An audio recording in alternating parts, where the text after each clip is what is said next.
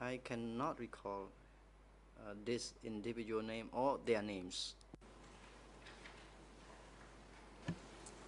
Yesterday you spoke about Tawal as the quote-unquote overall leader of Sector 5. Did he ever witness the unit chief using the whip against members of your unit?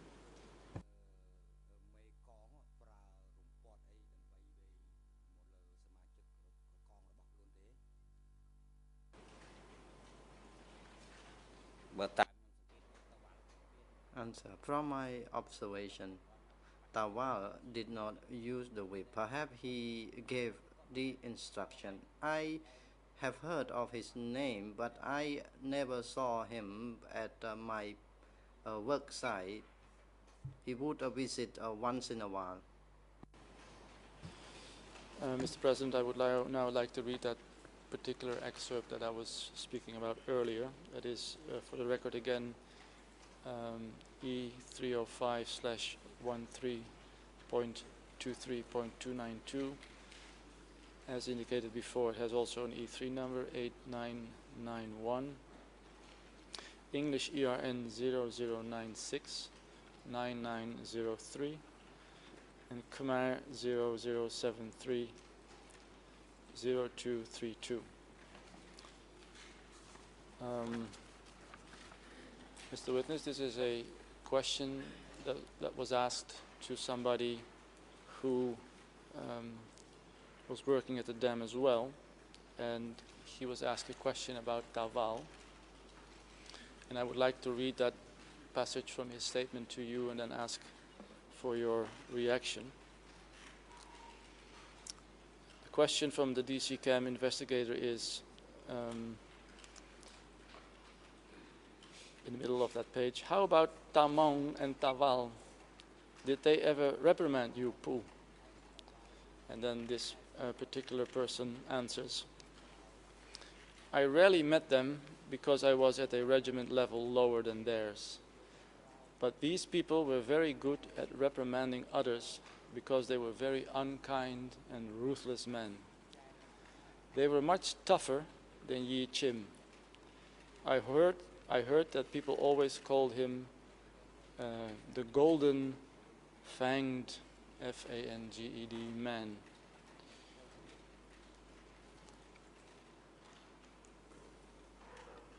Mr. Civil Party, is that your experience as well? That Tawal was very unkind and a ruthless man?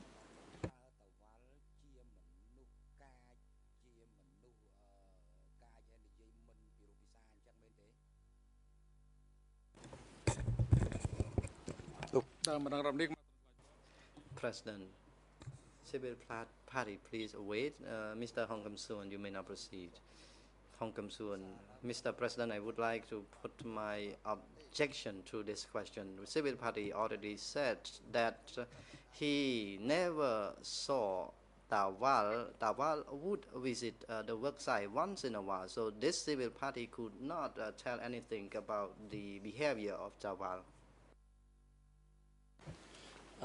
Well, maybe not from his direct experience in the sense of seeing him at the dam site, but he might have heard it. He might have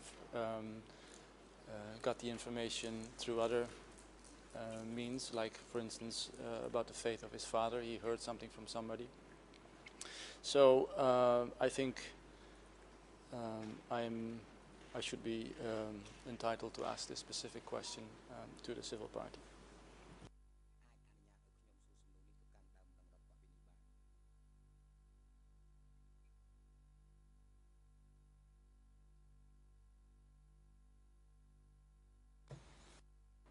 President, the chamber needs to hear the testimony to the question. Mr. Civil Party, if you understand the question, please give your response to the question put by the defense team for Mr. Nguyen Chia.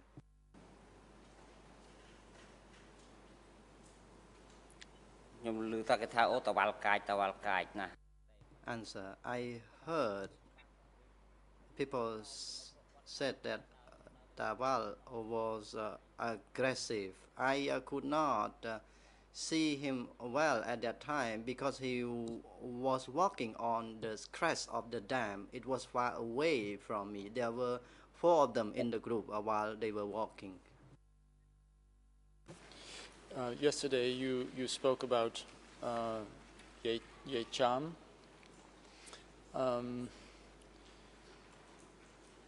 In fact, yesterday you said, and I quote, it was in 1978 that Ye Cham was the one who came to arrest Taval and my parents to be killed, unquote.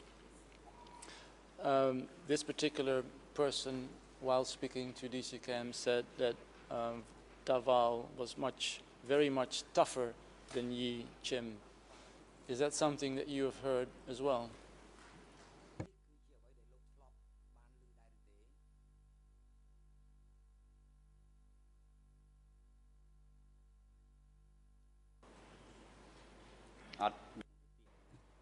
Answer. I have never heard of that statement as you quoted. And then the last small part of that excerpt, people calling Taval the golden fanged man. For the translation unit, there is a Khmer word in the English translation, because it's apparently a very specific Khmer expression. So maybe before I ask the question, the Khmer translation could actually use the word that is in the original Khmer version.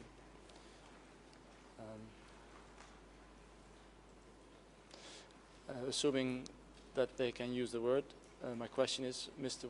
Civil Party, was Taval known as the golden fanged man?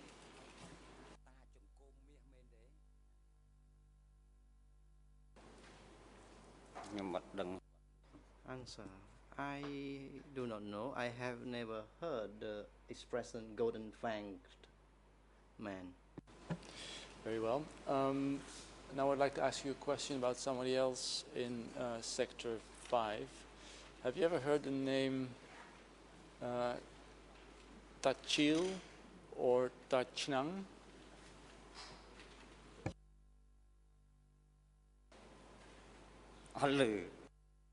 Answer. No. I have never heard the name Tachil or Tachnang. I'm actually referring to the same person, Tachnang, also known as Tachil. He was the son of Northwest leader Runim. If I say that, does that then ring a bell?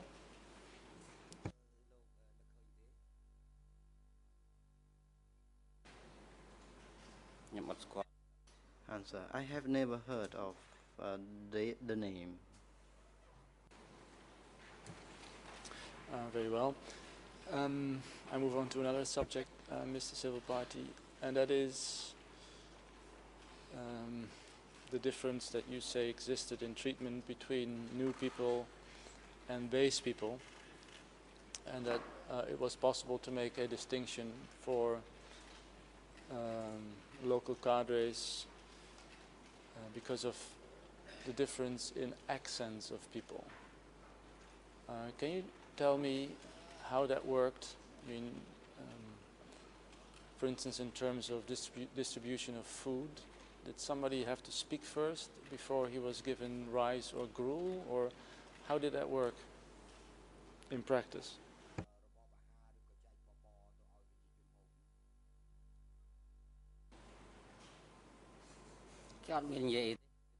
Answer. They said nothing. They said the livelihood or food ration was insufficient, so we were given with a ladle of food. And the distribution of food was different in nature. Base people had rice, and we, new people or 17 April people, had only gruel. I understand your testimony. That's what you said yesterday as well on a question from the prosecution. But then when he asked you how this distinction or this difference in food, how that came about, and then you said, well, base people spoke with a different accent than the newcomers. But how were people establishing that someone had a different accent? How did that work? Did somebody have to say something first in Khmer before he was given rice or gruel, or how did that go?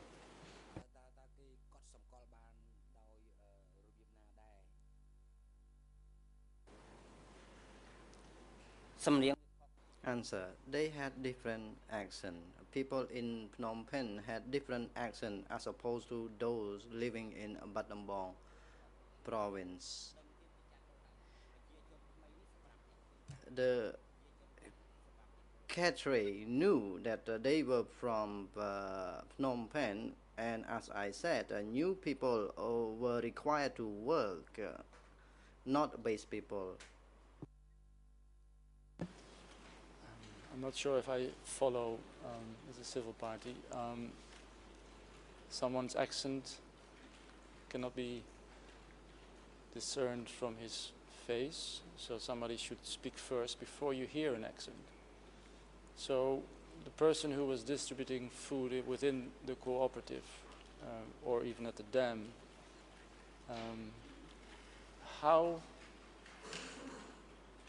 what happened when he was trying to determine whether this person should get rice or gruel? Did somebody have to say something first so that the person who was giving the food could hear an accent?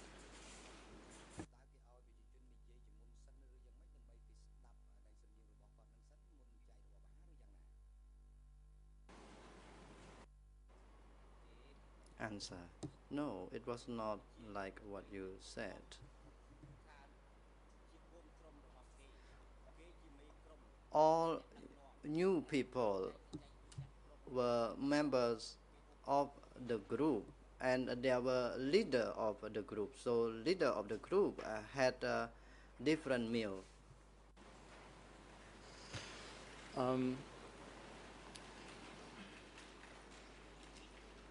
However, it's my understanding that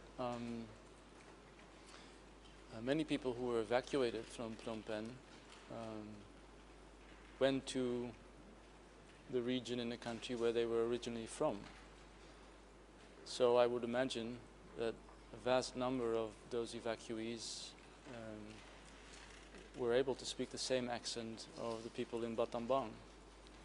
So I'm still not clear as to how this distinction in food was made in practice. So I'll try it one more time.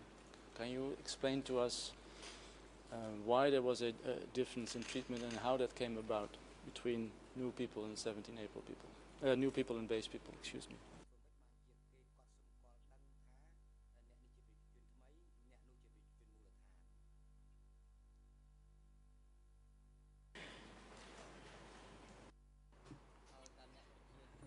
Answer. Base people were in charge of new people. So base people knew very well that these particular groups of people were from Phnom Penh, or they were new people. So there were new and base people at the area.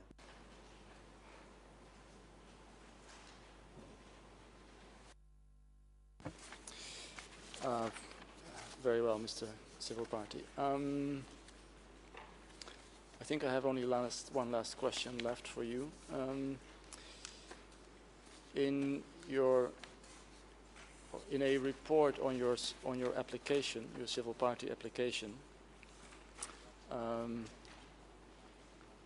D22/1232, English ERN 05232558, it seems that there is no, Mr. President, Khmer or French ERN. in this report on your application that's dated 20 January 2010, there are some categories called alleged crimes, date of crimes, alleged harm, reparation asked. There's also a category called alleged responsible.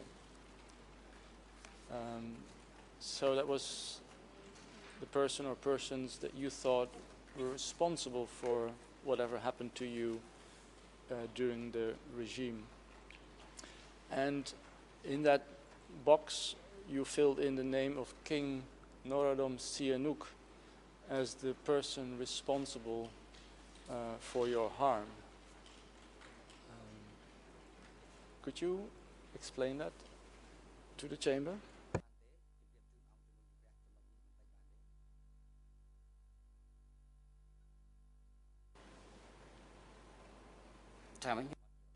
I don't understand your question, Counsel. I will try to make it simpler. I apologize, Mr. Civil Party. I have here a document which is called Report on Civil Party Application. It was made up by something called Victims Unit. That's some people that work here at the Tribunal. And they have written down in a category that of the people that you thought were responsible for your harm, King Norodom Sihanouk. So my question is, did you ever tell people from the victims unit here that you thought King Norodom Sihanouk was responsible for your harm?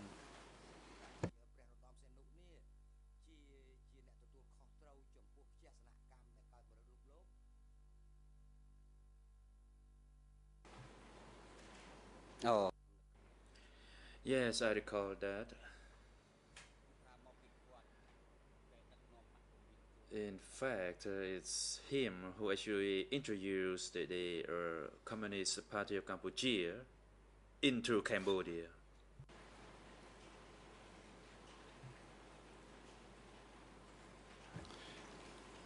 Would you be able to elaborate a little bit on that?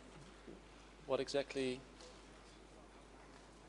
was late King Father's role and the position of the communists?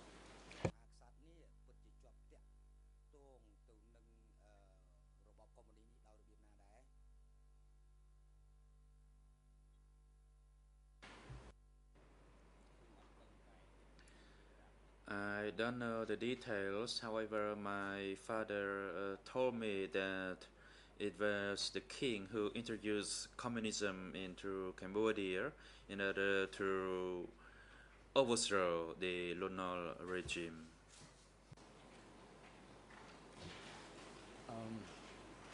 In your civil party application, you're asking for $1,000 reparation.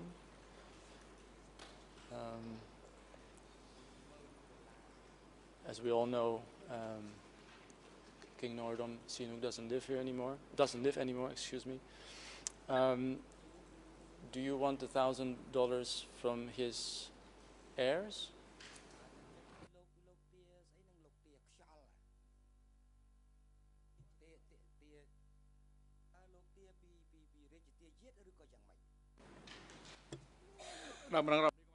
President Civil Party, please hold on, and the Deputy International Co-Prosecutor, you have the floor. Mr. President, I just object to the question on the grounds of relevance as to these proceedings.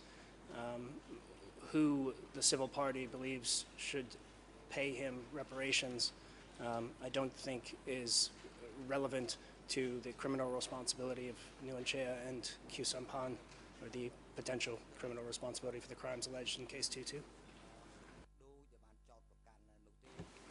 Well, this is, I think...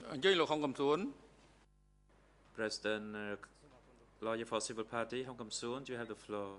Hong Kam Soon, thank you, Mr. President. And I also would like to object to the question. The question is,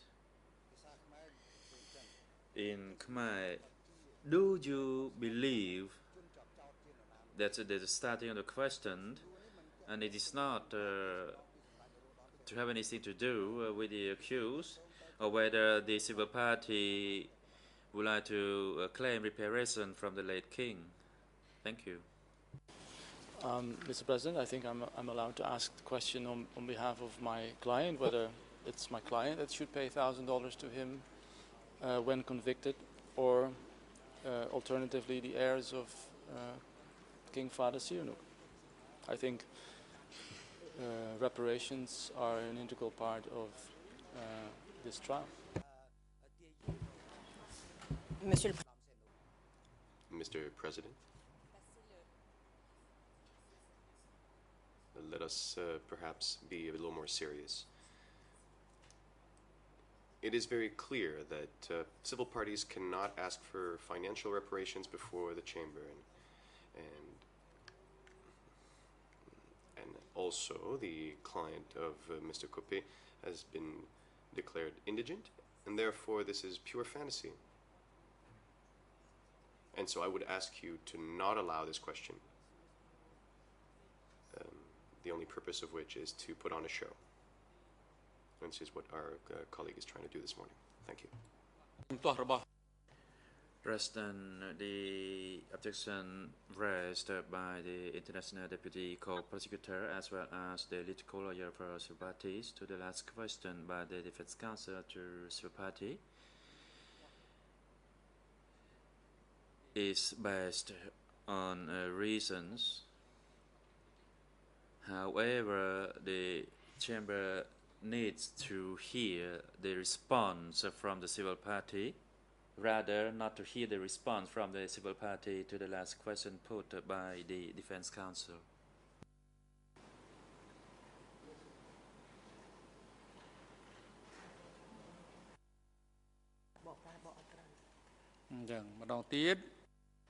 President, let me repeat my question again. Actually, the chamber acknowledged the objection raised by the International Deputy Co-Prosecutor as well as the political lawyer for civil parties to the last question by the Defense Counsel for Nuon Chea to the civil party.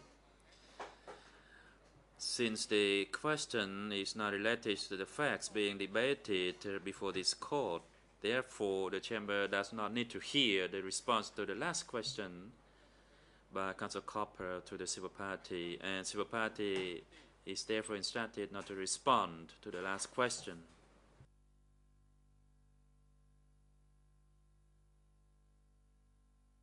That was indeed my last question, so I'm done, Mr. President. Thank you.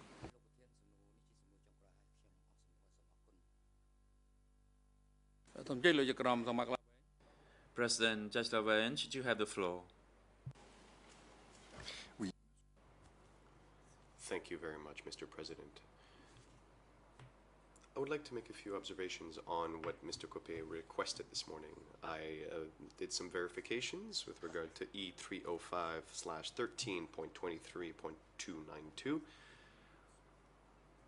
Mr. Copé said that this document had been put on Zylab in April 2015. This is not the case.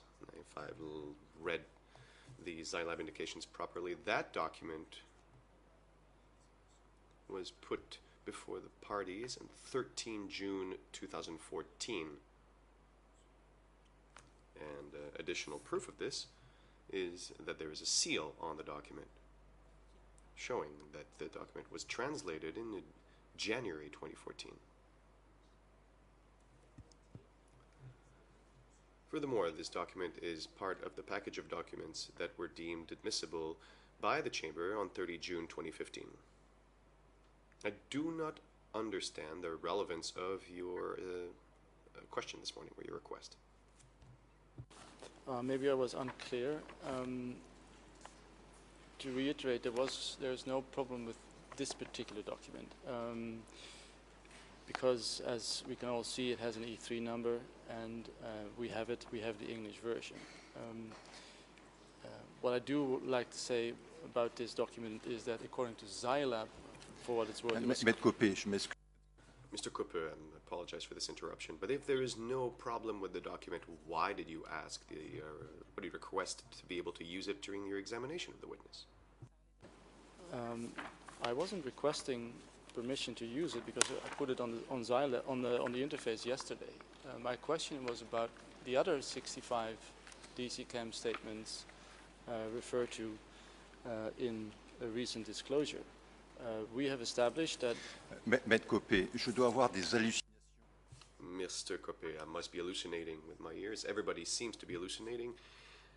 I'm pretty sure that you asked to use this document during your examination of the witness.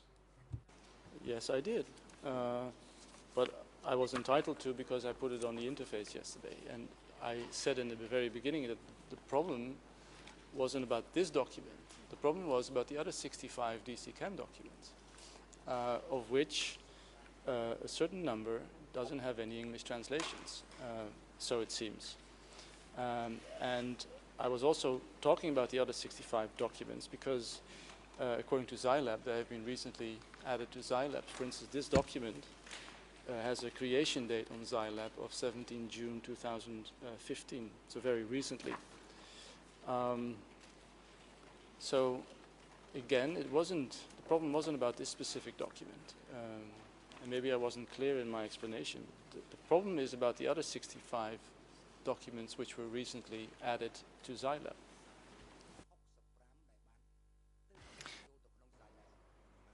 Mr. Cooper, I think in the interest of all parties in the future, you may be a bit clearer in your requests.